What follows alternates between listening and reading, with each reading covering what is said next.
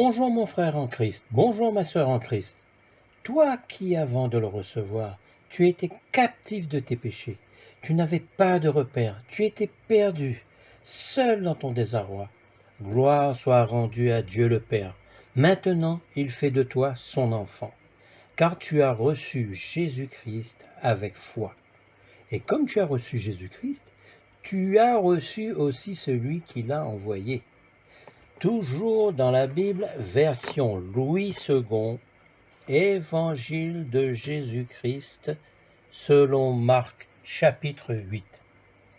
En ces jours-là, une foule nombreuse s'étant de nouveau réunie, et n'ayant pas de quoi manger, Jésus appela les disciples et leur dit : « Je suis ému de compassion pour cette foule, car voilà 3 jours qu'ils sont près de moi et qu'ils n'ont rien à manger. Si je les renvoie chez eux à jeun, les forces leur manqueront en chemin, car quelques-uns d'entre eux sont venus de loin. » Ses disciples lui répondirent : « Comment pourrait-on les rassasier de pain, ici dans un lieu désert ? » Jésus leur demanda : « Combien avez-vous de pain ? » 7, répondirent-ils. Alors il fit asseoir la foule par terre, prit les 7 pains, et après avoir rendu grâce, il les rompit et les donna à ses disciples pour les distribuer, et ils distribuèrent à la foule. Ils avaient encore quelques petits poissons, et Jésus, ayant rendu grâce, les fit aussi distribuer.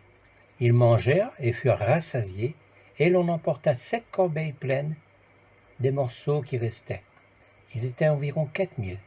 Ensuite, Jésus les renvoya. Aussitôt, il monta dans la barque avec les disciples et se rendit dans la contrée d'Almanuta. Des pharisiens survinrent, se mirent à discuter avec Jésus, et pour l'éprouver, lui demandèrent un signe venant du ciel. Jésus, soupirant profondément en son esprit, dit : « Pourquoi cette génération demande-t-elle un signe ? Je vous le dis en vérité, il ne sera point donné de signe à cette génération. » Puis il les quitta et remonta dans la barque pour passer sur l'autre bord. Les disciples avaient oublié de prendre des pains. Il n'y en avait qu'un seul avec eux dans la barque. Jésus leur fit cette recommandation : « Gardez-vous avec soin du levain des pharisiens et du levain d'Hérode. » Les disciples raisonnaient entre eux et disaient : « C'est parce que nous n'avons pas de pain. » Jésus, l'ayant connu, leur dit : « Pourquoi raisonnez-vous sur ce que vous n'avez pas de pain ? Êtes-vous encore sans intelligence et ne comprenez-vous pas ? Avez-vous le cœur endurci ? Ayant des yeux, ne voyez-vous pas ? Ayant des oreilles, n'entendez-vous pas ? Et n'avez-vous point de mémoire ? Quand j'ai rompu 5 pains pour les 5000 hommes, combien de paniers pleins de morceaux avez-vous emporté ? 12, lui répondirent-ils. Et quand j'ai rompu les 7 pains pour les 4000 hommes, combien de corbeilles pleines de morceaux avez-vous emporté ? 7, répondirent-ils. Et il leur dit : Ne comprenez-vous pas encore ? Ils se rendirent à Bethsaïda, et on amena vers Jésus un aveugle qu'on le pria de toucher. Il prit l'aveugle par la main et le conduisit hors du village. Puis il lui mit de la salive sur les yeux, lui imposa les mains et lui demanda s'il voyait quelque chose. Il regarda et dit : J'aperçois les hommes, mais j'en vois comme des arbres et qui marchent. Jésus lui mit de nouveau les mains sur les yeux. Et quand l'aveugle regarda fixement, il fut guéri, et il vit tout distinctement. Alors Jésus le renvoya dans sa maison en disant : N'entre pas au village. Jésus s'en alla avec ses disciples dans les villages de Césarée de Philippe, et il leur posa en chemin cette question : Qui dit-on que je suis ? Ils répondirent : Jean-Baptiste, les autres ; Élie, les autres ; l'un des prophètes. Et vous, leur demanda-t-il, qui dites-vous que je suis ? Pierre lui répondit : Tu es le Christ. Jésus leur recommanda sévèrement de ne rien dire de cela de lui à personne. Alors il commença à leur apprendre qu'il fallait que le Fils de l'homme souffrit beaucoup, qu'il fût rejeté par les anciens, par les principaux sacrificateurs et par les scribes, qu'il fût mis à mort, et qu'il ressuscitera 3 jours après. Il leur disait ces choses ouvertement, et Pierre, l'ayant pris à part, se mit à le reprendre. Mais Jésus, se retournant et regarda ses disciples, réprimanda Pierre et dit : Arrière de moi, Satan, quand tu ne conçois pas les choses de Dieu, tu n'as que des pensées humaines. Puis, ayant appelé la foule avec ses disciples, il leur dit : Si quelqu'un veut venir après moi, qu'il renonce à lui-même, qu'il se charge de sa croix et qu'il me suive. Car celui qui voudra sauver sa vie la perdra. Mais celui qui perdra sa vie à cause de moi et de la bonne nouvelle la sauvera. Et que sert-il à un homme de gagner tout le monde s'il perd son âme? Que donnerait un homme en échange de son âme? Car quiconque aura honte de moi et de mes paroles au milieu de cette génération adultère et pécheresse, le Fils de l'homme aura aussi honte de lui quand il viendra dans la gloire de son Père avec les saints anges. Gloire à toi, Seigneur Jésus. Amen. Ton attachement continuel à Jésus-Christ pour écouter, entendre et mettre en pratique ses enseignements, cela est devenu pour toi une nourriture spirituelle vitale. Comme cette foule nombreuse qui suivait depuis 3 jours pour écouter ses enseignements, car Jésus te voit à travers ta foi. C'est cette foi que tu as qui est le lien de ta relation avec lui. Prie pour garder cette foi en lui jusqu'à ta mort physique. Cela est primordial pour Jésus, car avant une guérison de sa part, la phrase « ta foi t'a sauvé » revient souvent. Tu l'as entendu dans le chapitre 5, verset 34.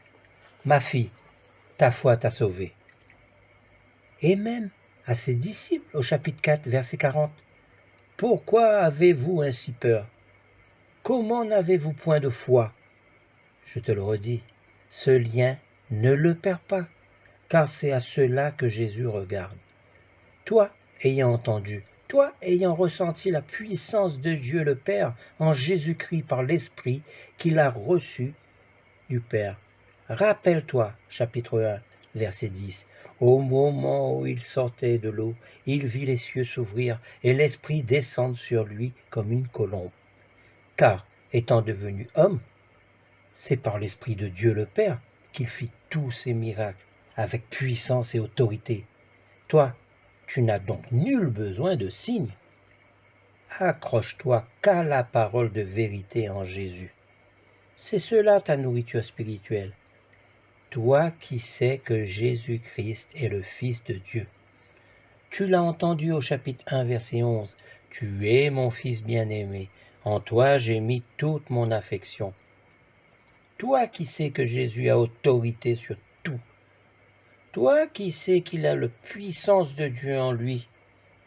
Toi qui sais qu'il peut toutes choses. L'amour de notre Seigneur Jésus-Christ pour son Père est tellement fort, tellement grand, que pour lui, seule la volonté de son Père compte. Tu l'as entendu dans le chapitre 3, verset 35.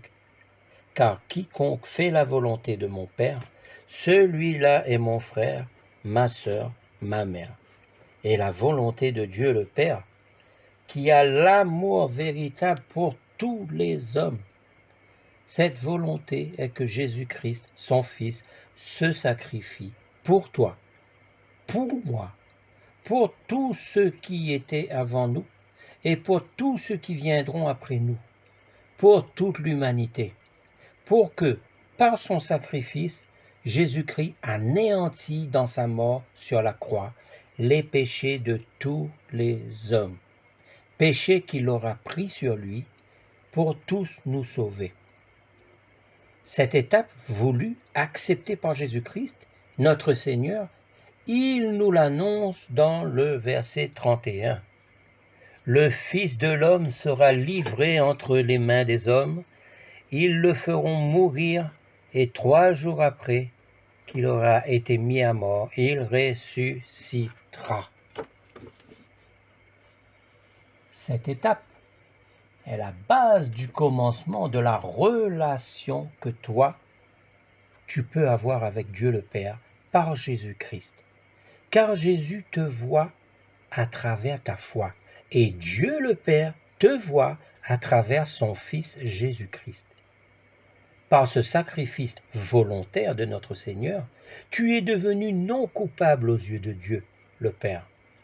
Car Jésus, ayant anéanti le péché, et Dieu le Père te voyant toi qu'à travers son Fils, tu es devenu juste à ses yeux. Quel bonheur! Plus de condamnation pour toi, plus de condamnation pour tous ceux qui ont reçu et reçoivent Jésus sincèrement avec foi et qui mettent en pratique ses enseignements. Ce sacrifice doit être gravé à jamais dans ton cœur. Car il y a eu lieu il y a plus de 2000 ans. Sa résurrection, gloire à Dieu, a eu lieu 3 jours après son sacrifice. Toi, ta gratitude doit être éternelle envers cette action d'amour véritable de notre Seigneur Jésus. Toi, Jésus te montre, Jésus me montre la marche à suivre pour venir après lui. Suis son exemple dans son attitude de cœur qu'il a eue à la croix. Il a tout accepté, sans murmurer. Toi aussi, accepte les difficultés de la vie sans murmurer. Il a pardonné à ceux qui l'ont crucifié. Tu dois pardonner à ceux qui te font et qui te veulent du mal. Il a prié pour eux. Tu dois prier pour eux. Lui, puissant, s'est fait serviteur. Fais-toi aussi serviteur. Ne sois plus orgueilleux. Abandonne tes mauvaises habitudes. Et une attitude de cœur semblable à celle de notre Seigneur à la croix. Prends tout ce qui se passe dans ta vie, bon ou mauvais, jusqu'à ta mort physique avec humilité, en rendant grâce à Dieu en toutes choses. C'est cela prendre sa croix. Toi, continue à faire jaillir l'amour véritable qui est en toi, en gardant ses enseignements et en les mettant en pratique, car gardant la foi en Jésus-Christ.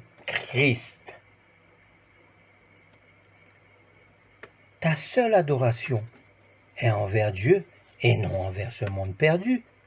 Et Jésus te ressuscitera comme il est ressuscité. Car il viendra te prendre le jour de ta mort physique pour que tu aies la vie éternelle. Il verra que ta foi en lui est restée intacte. Ne l'oublie jamais, Jésus te voit à travers ta foi.